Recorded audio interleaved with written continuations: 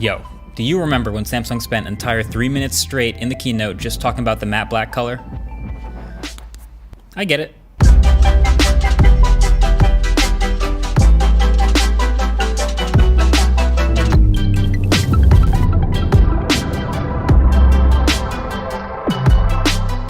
Hey, what's up? MKBHD here, and this is a Samsung Galaxy S21 Ultra, and it's an incredibly good phone, I gotta say. Now, the thing is, not only does it do a lot on paper, because we already know about the big numbers, the huge specs, the Ultra story, that's all still here, but it does a lot of stuff that doesn't show up on the spec sheet. A lot of subtle tweaks and changes that turn this from a really good phone to a great one. So of course, I gotta start with the finish because, well, I've been saying matte black everything for a solid couple of years now, to the point where it's on a shirt.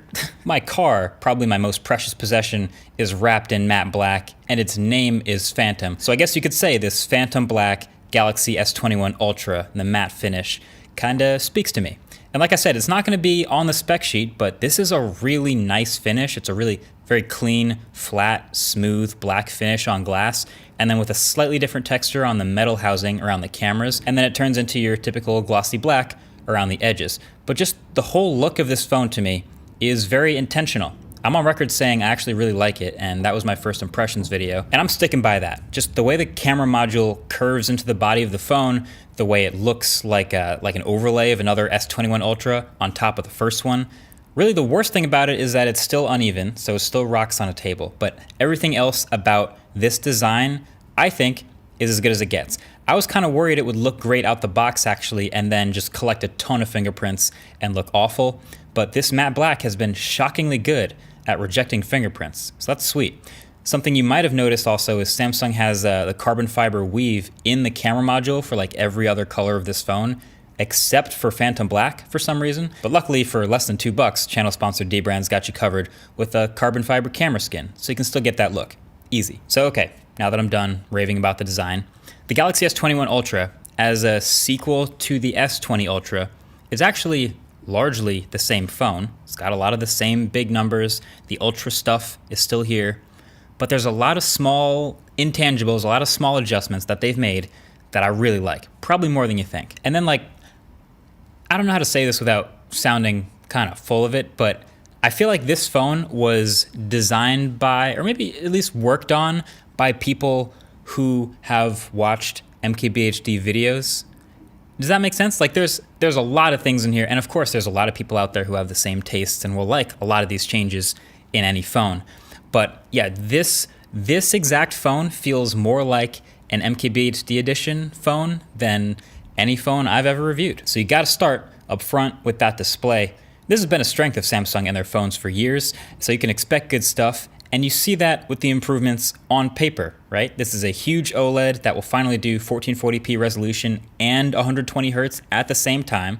It gets even brighter, up to 1500 nits tops, so it's viewable in pretty much any conditions. And the new LTPO panel tech makes it actively vary its refresh rate between 10 Hz and 120 Hz to save battery, but from my experience has stayed very responsive. I've never noticed a dip in frame rate in everyday use, so it's managing it really well, which is a success. But even with all that stuff that's on the spec sheet, there's also all the stuff that's not on paper, like the fact that they keep flattening the display even more than last year. This one doesn't spill over the edges kind of at all anymore. I obviously like that. It's also a little bit smaller in the body of this phone.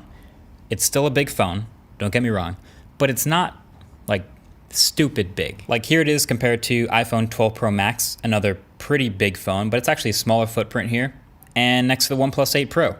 It's still huge, but doesn't seem so overbearingly massive, right? It's actually smaller than the Galaxy S20 Ultra, going from a 6.9 inch to a 6.8 inch display. And also the fingerprint sensor is new. I guess that would be on paper too, but they've switched to a newer generation Qualcomm under display fingerprint reader. And that reader is noticeably bigger. It's 1.77 times the size of last year.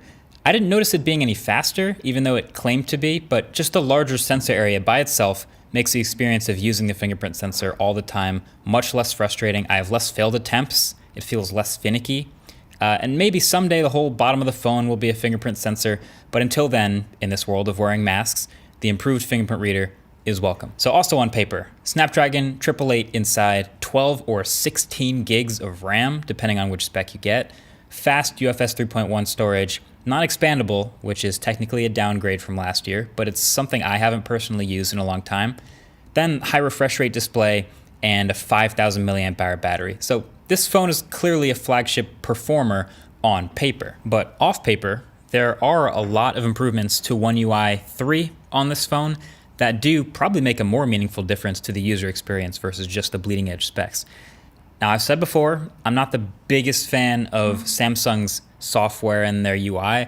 Honestly, I've preferred close to stock. Maybe Oxygen OS is my favorite non-stock option, but you can't sleep on Samsung software. The whole reason they do what they do is to offer as many features as possible, and they are still at it. There are tons of features packed into these phones that have a lot of potential for customization and just letting you tailor it to behave the way you want. You never have to dive in and use any or all of the features because there's a lot, but they'll be waiting for you if you have the time to mess with them. I think the stuff you'll first notice with S21 Ultra is the new volume control here, those sliders, just a little cleaner looking in One UI 3. The new notification grouping on top of Android, just an overall cleaner aesthetic and organization to things like that, the stock apps, and the improved dark mode that I highly recommend. Looks great on this OLED display and can actually net you a little bit of extra battery life. But also, the Google Discover page to the side of the home screen in Samsung's launcher? What? Who told them to do that? I did not see that coming, but hey, if I worked at Samsung and I kept asking for a Google Play edition for all these years, I guess we know that's probably never going to happen again, but this is a little taste of that. It's as close as it's going to get. I do kind of wish the search box showed up over here too, like it does in the Google app, but hey, this is solid, and I guess if they let me map Bixby to Google Assistant all over the phone, that would have been the cherry on top. But anyway, speaking of battery, we again have an Ultra number. It's 5,000 milliamp hours, and that looks great on paper, right? In practice, I've had a very good battery experience. Now, the thing to note, which is an ongoing conversation, is the Qualcomm Snapdragon chip experience versus, in other regions, there's an Exynos version. So this year with this phone, it would be Snapdragon 888 versus the Exynos 2100. Now, the initial testing results show pretty promising. Basically, for those who haven't known or haven't been filled in, usually the Exynos version is much worse with battery life and performance in those regions. Initial testing is pretty promising for the Exynos 2100. I'm going to leave that actual conclusion getting to people who can get their hands on both phones. But for now, with my experience on the Qualcomm phone, very good battery life. On one day, I got 4 hours of screen on time and ended around 50%. The next day, I had around 5 hours, had a little less at the end of the day. I never once killed it in a single day. It's pretty clear that the combination of the 888 chip and the LTPO display tech are working well here. I'd say it has what I'd call a worry-free battery. Don't even really have to think about it too much. With some super heavy use and navigation and bright screen outdoors all the time and gaming, taking lots of photos and videos, then maybe you'll get to the end of the battery. But hey, while we're here, let's talk cameras. They are a big part of the Ultra phone experience, both figuratively and literally speaking. So they hit all the check boxes of big Ultra numbers again, 108 megapixels, 100 times zoom, 8K video, all that stuff is still here. I would say the experience has actually changed more than the photo quality. Photo quality is still roughly what we'd expect from a high-end Samsung phone, and I'll get to that in a second, but there are more changes to how you get to that photo and video that are better. There's countless examples of this. So right when you first open the camera app, Samsung asks you if you want to take natural or bright selfies instead of just defaulting to bright all the time.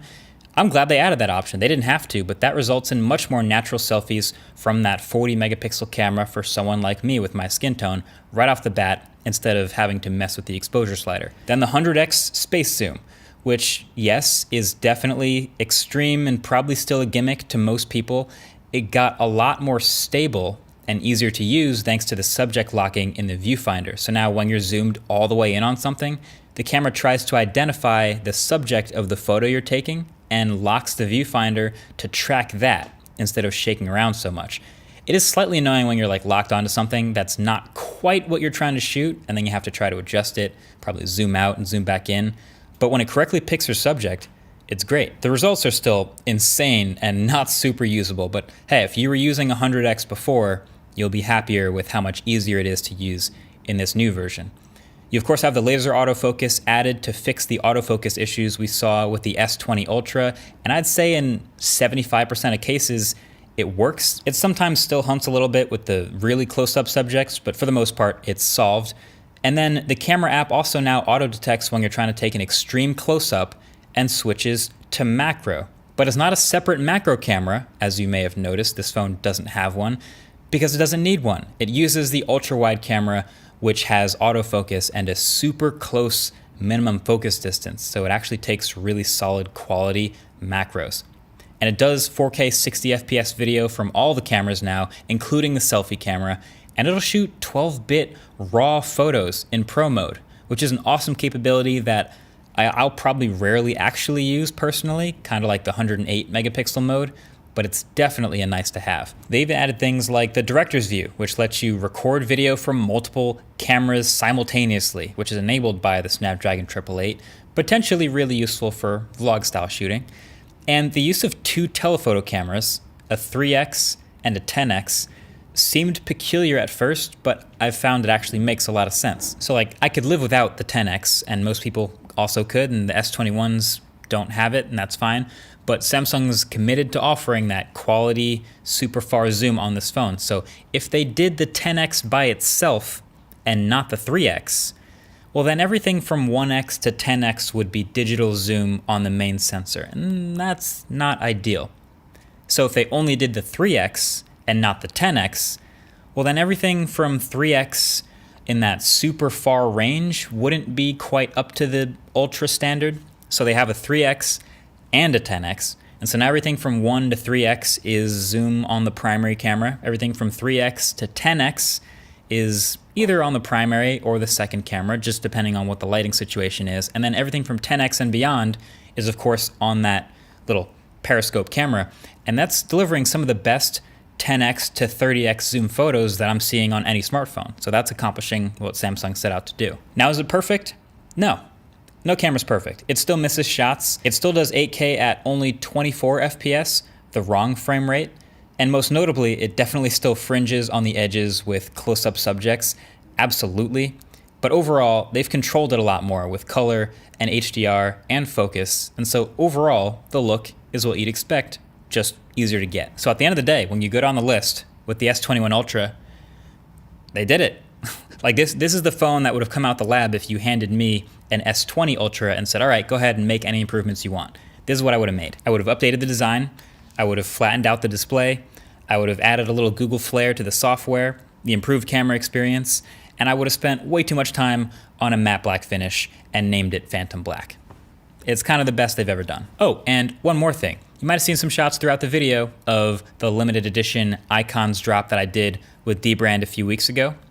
I've also noticed a lot of you guys on Twitter who missed out on that limited edition drop. So I've been working with Dbrand on this for a while behind the scenes, and now, you guessed it, Icons is back, and it's not just limited this time, it's back permanently. So for all 150 plus devices in their category, Icons will live on forever in red and black and triple black. But then also this is more than just a re-release because we're adding a few things. We're adding that red and black mask you saw, red code mask, and we're also adding a new limited edition colorway called Silicon. So it's the matte black finish with a matte metallic paint for all the icons.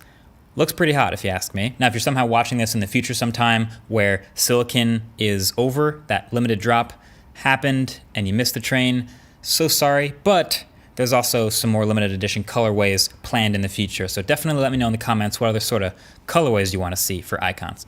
Either way, that's been it. Galaxy S21 Ultra, very impressive phone. Very close to what an MKBHD edition might look like. What do you think of this phone? And also, what do you want to see in the S21 review, as that will now be in the works? Either way, that's been it. Thanks for watching. Catch you guys in the next one. Peace.